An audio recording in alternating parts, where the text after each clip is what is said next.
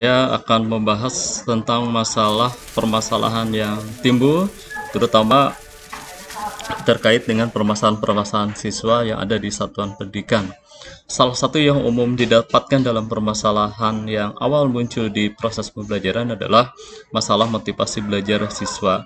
Salah satunya itu adalah motivasi belajar siswa yang rendah.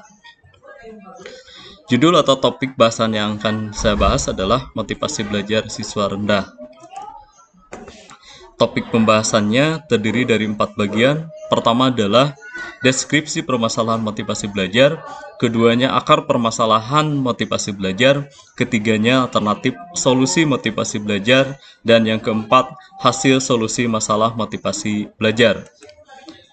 Deskripsi permasalahan masalah motivasi belajar siswa. Salah satunya adalah motivasi dalam belajar sangatlah penting bagi siswa. Ini mengangkut dengan proses belajar mengajar di kelas. Terutama dalam proses perjalanan pembelajaran tersebut akan lancar serta akan tercapai tujuan andai kata motivasi siswa dalam proses pembelajaran dapat dilakukan dengan baik. Hal ini sebagai bagian dari input yang harus ada sehingga outputnya akan nyata terukur tingkat keberhasilan dari siswa itu sendiri terutama dalam kaitan proses pembelajaran. Untuk akar permasalahan masalah motivasi belajar siswa terdiri dari pertama adalah faktor internal, yang kedua adalah faktor eksternal. Untuk faktor internal dipengaruhi minimal dua aspek. Pertama adalah aspek fisik, kedua psikologis. Aspek fisik ini menyangkut physically siswa tersebut. Dalam hal ini bukan berarti ke hal yang negatif, tetapi lebih ke dorongan intrinsik yang muncul dari dalam siswa itu sendiri, baik secara pemikiran ataupun hal yang tidak terpikirkan. Yang kedua adalah faktor eksternal. Faktor eksternal itu bisa datang dari berbagai hal. Pertama adalah dari bidang sosial, bagaimana siswa tersebut bergaul dengan sosial di lingkungannya atau di teman di kelasnya. Yang kedua adalah faktor keluarga.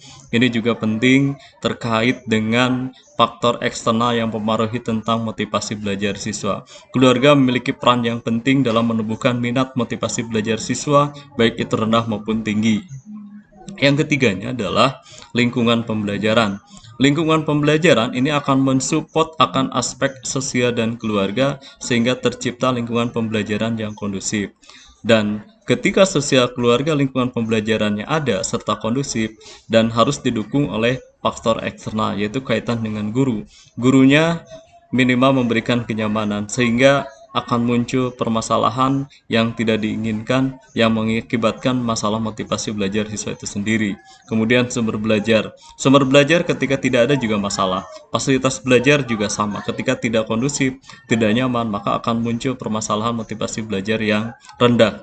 Yang ketiga, alternatif solusi masalah motivasi belajar ini ada berbagai hal. Yang pertama, bisa dengan penumbuhan minat siswa. Penumbuhan minat siswa ini penting kaitan dengan kegiatan anak. Apabila anak atau siswa banyak kegiatan, maka minat siswanya akan tumbuh meskipun sedikit demi sedikit. Setidaknya ada kesibukan yang diperoleh siswa tersebut.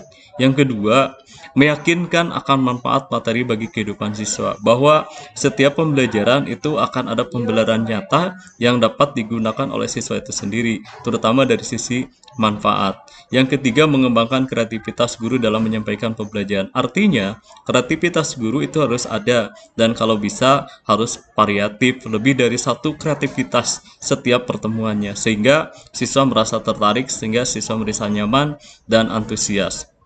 Berikutnya adalah adanya variasi strategi atau teknik atau metode pembelajaran guru. Metode pembelajaran guru ini harus bervariasi agar menumbuhkan minat siswa yang lebih.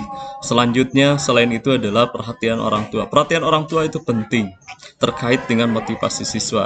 Siswa akan lebih bersemangat belajar manakala didukung ketika proses berangkat dan juga pulang, bahkan mungkin ketika proses pembelajaran. Selanjutnya adalah sarana dan prasarana pembelajaran memadai. Apabila sarana dan prasarana pembelajaran memadai, maka minat siswa akan pembelajaran akan tinggi. Berbeda halnya ketika sarana dan prasarananya tidak mendukung. Selanjutnya, suasana juga ini penting, terutama kaitan dengan suasana pembelajaran yang menyenangkan.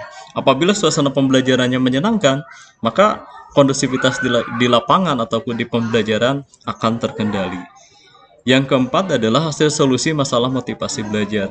Dengan mencoba berbagai alternatif solusi yang telah disampaikan, terutama salah satunya kaitan dengan penumbuhan minat.